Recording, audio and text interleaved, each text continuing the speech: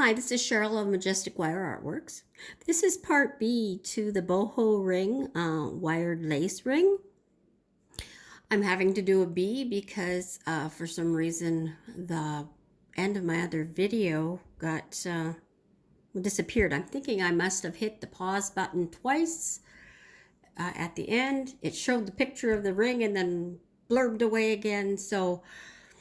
And I wasn't aware of it because the camera isn't sitting in front of me when I'm doing the rings to observe. So I've made another ring and I've got it caught up to approximately where the last ring was done. I've used my red sea sediment coin bead. It kind of reminds me of a Smartie. It's probably the exact same size as a Smartie.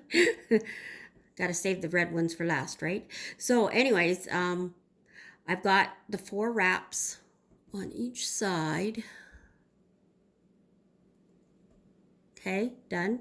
Now the next step, oh, and I want you to notice that the ring is really wonky looking at this point. That's normal. Sometimes it'll be wonkier looking than others, and that's okay because we're gonna fix it up. And that's from all the tugging because we want these wraps to be nice and tight. So the next step is we want to cut off these wires approximately 1 centimeter long, and I'm just going to guesstimate.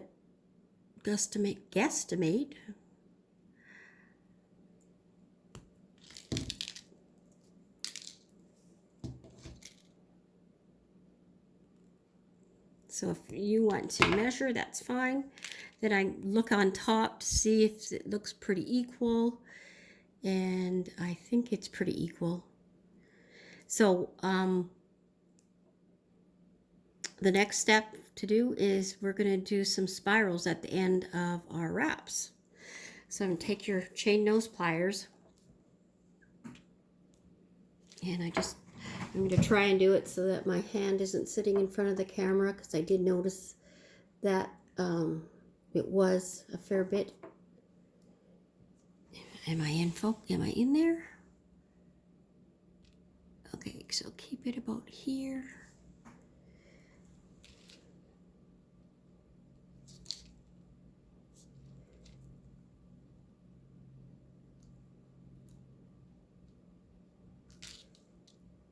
So I'm starting the center of the spiral, crimping it in from 2 directions to close up the space.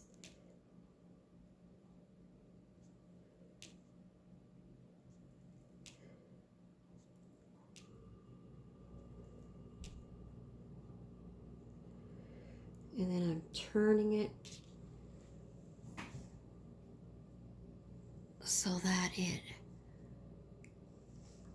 get nice and close, is in this direction. And then hug it up to the shank of the ring.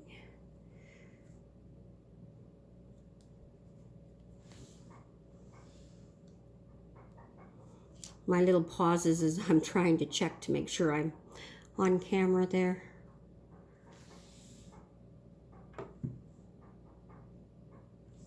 Okay.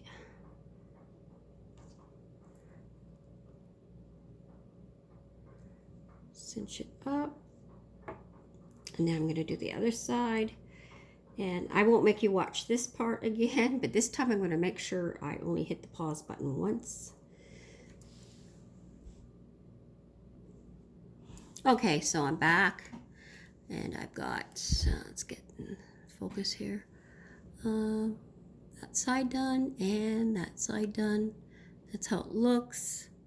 If yours needs cinching up here, carefully do it. And then the next step is to put it back on the ring mandrel. Now this is why having a ring mandrel is important for this, because you need to have the graduation of the sizes in order to do this technique.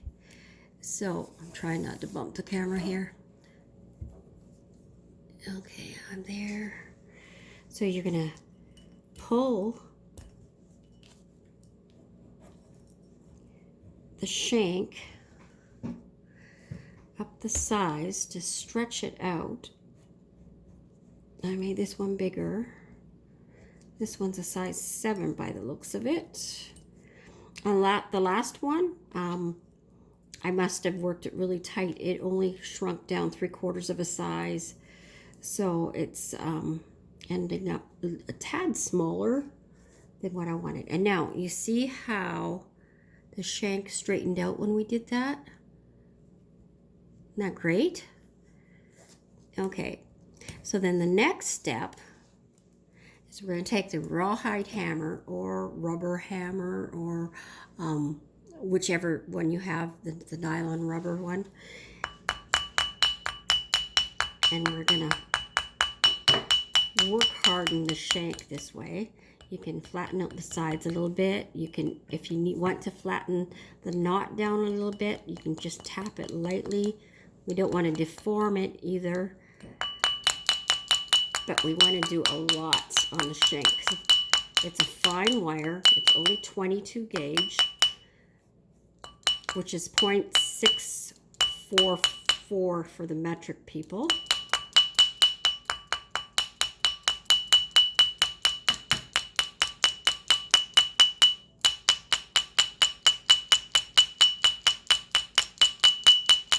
See, the rawhide hammer, what it does is it doesn't mar this wire as we hammer. Now, there's another technique. If you don't have a rawhide hammer and you got a metal hammer, you can bang it with the metal hammer and it gives it kind of like I'm from Canada, so we had nickels with a nickel edge that had edges on it. I don't know if the States have that type of coin or not, but it has a cool effect too. So you could do that.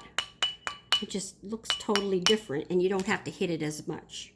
So I'm thinking it's done. Okay, and I'm gonna bring it up nice and close. It's nice and round. It's nice and hard, very hard. It's holding its shape very, very well. And that's what you want. You want it nice and hard. And there, the ring is finished. I thank you for joining me.